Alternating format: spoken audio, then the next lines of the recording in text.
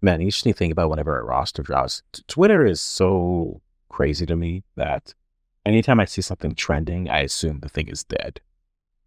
That's besides the point.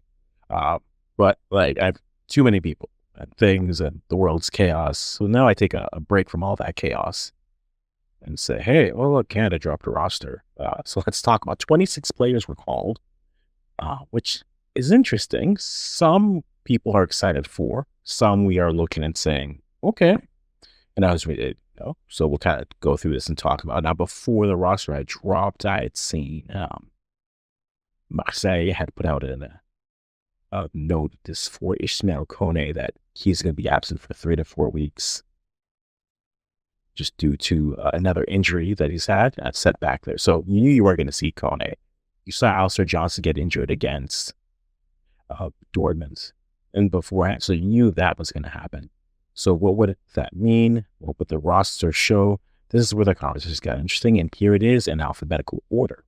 Samed Kougbi, Ali Ahmed, Theo Baer, Zorhan Bassong, Moise Bombito, Mathieu Choignard, Dirk Cornelius, Maxime Crépeau, Jonathan David, Alfonso Davies, Luc de Fougerel, Stephen Stachio, Jamie Knight-Labelle, Kyle Aaron, Richie Larea, Santiago Lopez, Liam Miller, Taniel Luesi, we don't get it right, Jonathan Osorio, Kwesi Poku, Nathan Saliba, Jacob Schafferberg, Nico Seeger, Jean-François Serrois, Danny Sinclair, and Joel Warner. 26 players is what we expected. And the schedule is a open training session in Montréal at Stade Saputo on the 9th of October. So next week, Wednesday, tickets only for $5 to see a live training with the squad, which I think is your best way outside of getting together and creating a friendly or playing, say, a club or say, hey, we're going to play the U23s or something. That would have been the only option they would have had. So do that and then playing Panama a few days later on the 15th at BMO Field.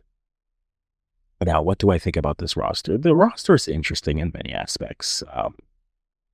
There's 3 clear names. I didn't tweet out and say 4. I forgot Zoran Bassong had already been called up. I actually watched that game.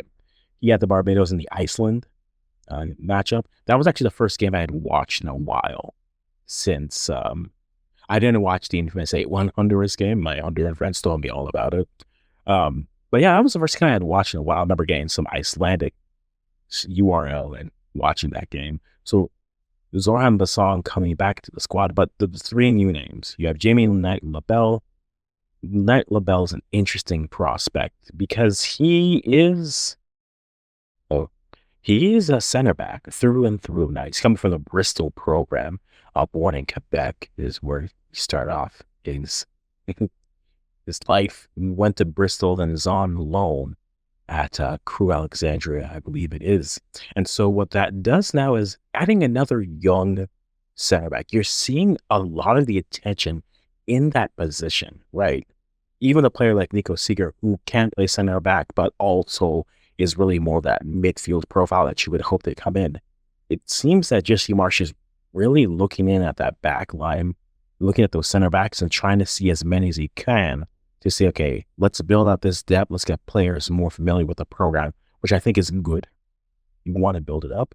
Also, it's a young player. That Jamie Knight-Labelle is part of that 2022 under 20 program. That program had players on it that some of us have forgotten about. Kwesi Poku's on that squad as well. But there were names on the squad that we looked back, and I remember looking back and I was excited about, or at the very least intrigued by it. I was very much intrigued by it. Like, we look at the squad here, just read off some of the names that I was excited about, right? Thiago Coimbra was coming from Brazil, so we were intrigued as to what he could be. Hugo Mbong was a young 9 who we thought could develop into something interesting. That team had the likes of Justin Smith, who at the time was making the bench for Nice. Rida Zouhir was already in camp for Morocco, but then decided to choose Caen over Morocco. Jesse Costa was a young Wolfsburg midfielder we were excited about and decided to represent Canada, right? Plus, you look at some more of the names. Cameron Habibullah, we were excited about. Jean Anyagasi, we were excited to see Lowell Wright, who got a move from York to Vancouver's MLS Next Pro. There was a lot of interesting names in the back line, from Mateo Campagna, Noah Abedne, James Abel, Jefferson Alphonse, Kobe Franklin, who's getting some regular minutes with TFC now.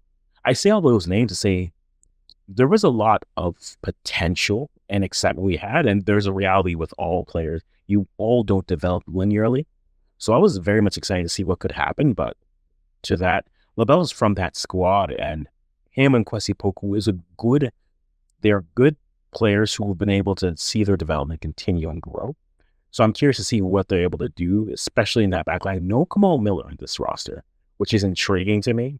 Not to say that he's falling out of favor, but you're seeing Jesse Marsch have a preference for more mobile and younger center backs.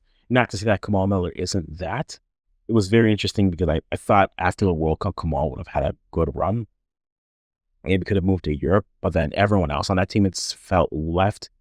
His CF Montreal side, that is, Ishmael Coy left, Alistair Johnston left, Jordan Mihailovic, American player, he left as well. But that 2022 squad is a very interesting one. And then the next U20, we talked about Kwesi Poku, who got a record CPL move to the second division of Belgium. And has been playing well, has been scoring goals, has been starting consistently there.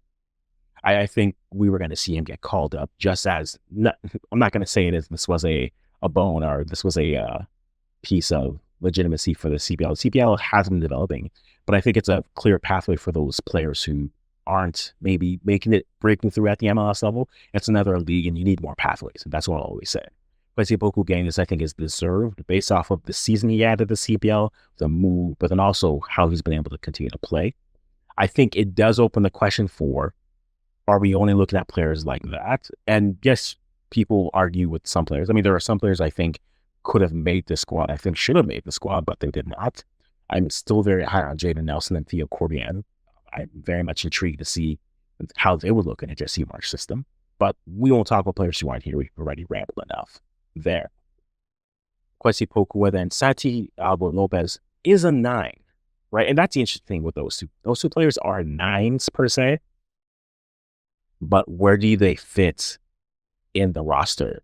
Is Kwesi Poku more of that? Anywhere on the left field or anywhere on the left side they can play and he'll be fine.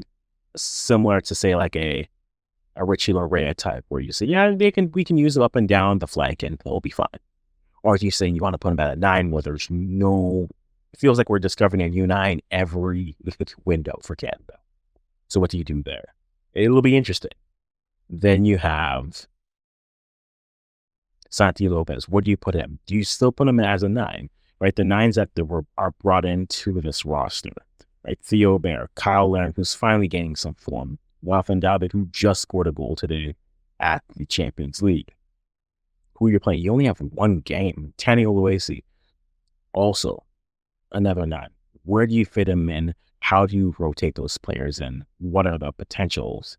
This gets very interesting for how Jesse Marsch wants to run this. They are playing a team in Panama where I'll be curious to see. You will want to test the players. I would love to see this game where it's just get a solid 50 to 60 minutes out of your starters and then make some subs. Honestly, see what some of these kids can do. See what that depth looks like. You don't have an Alistair Johnston, so are you assuming that's going to be a Sadak Hubi's going to start on that side? Or are you going to put a Richie Larea there? Zoran Basong could be interesting. He hasn't been here, like we said, since 2020. Been playing decently for the left back, and it's probably more of a depth piece. The fullbacks are very interesting. We did have a whole video on his fullbacks for who could they actually pull up. He was not one that I mentioned, so I'm actually curious to see what he brings to the table. And then in the midfield, what do? You don't have an Ishmael Kone, which means it's another opportunity for another midfielder to maybe solidify their role. Matthew Chouanier has done well to really cement his role in the squad as a player that Marsh can trust. We saw that in the 2 friendlies versus the U.S. and Mexico. Now I'm wondering, can a Nico Seeger get that run and be able to play well? Right? What happens there? Or do you see a player who can play into the midfield? This Stefan Eustáquio, who's been getting some good minutes at club, is he able to play a higher role and be productive? And sure, maybe that. I'm more curious with the midfield, are they able to push it to the point where Marsh considers going with a trio of midfielders versus a duo going that 4-2-2? Overall, a solid squad. Nathan Saliba back in the squad as well. That's another opportunity for him. Out wide, nothing too new. Luke Fujara is back as well, so he will be interesting as a center back to see what they do. You can almost say you have the future, and then the future of center backs for Canada on this squad with Luke Fujara and Jamie Knight-Labelle both behind Bombito and Derek Cornelius. It could be a very interesting setup. You can almost say if they had performed well, that's your depth chart for center backs over the next, not even the next 4 years, 2 years, 4 years, you get 6 years, injuries notwithstanding.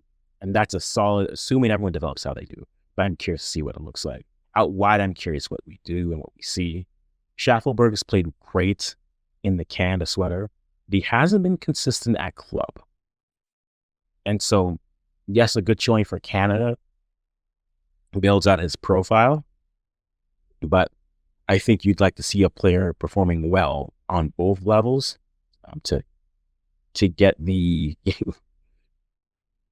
No, I'm not going to say that quote. Yeah, I don't need to go there.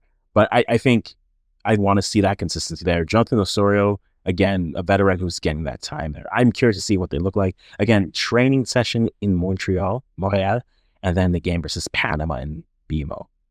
I'm excited.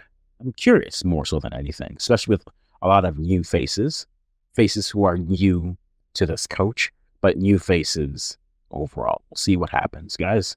But as always, let me know what you think, and I'll stop talking right here.